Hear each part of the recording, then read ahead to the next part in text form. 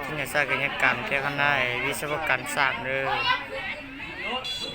วิศวกรรมศาสตร์แค่คณะวิทยาศาสตร์กายกรรมเลยมันบันใหม่เป็นเม็ด2 เม็ดจะไม่เก็บได้ก็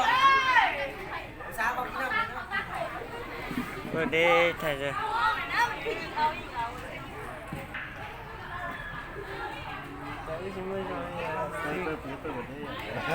con nhỉ giờ nó là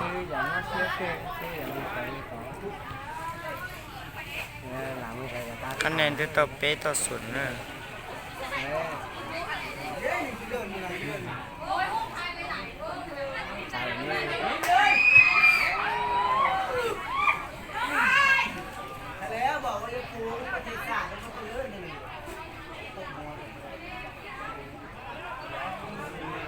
cái gì đó trò thứ hai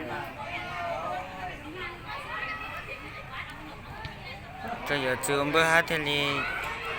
chỉ muốn nâng pan mà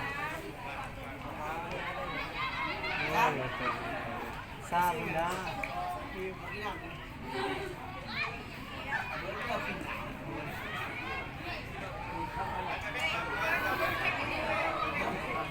ao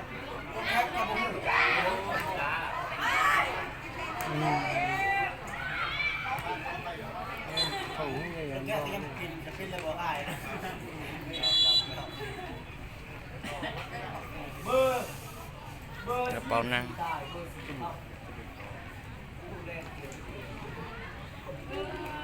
ทีมคณะวิศวกรรมศาสตร์ได้มีการเปลี่ยนตัวผู้เล่นโดยเอานักกีฬาหมายเลข24แดงแสงแก้วออกแล้วส่งนักกีฬาหมายเลข4คำด่วนบุญสว่างเข้าดินแทน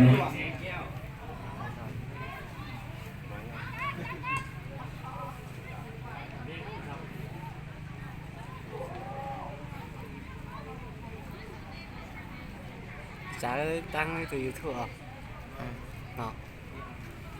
tăng để nó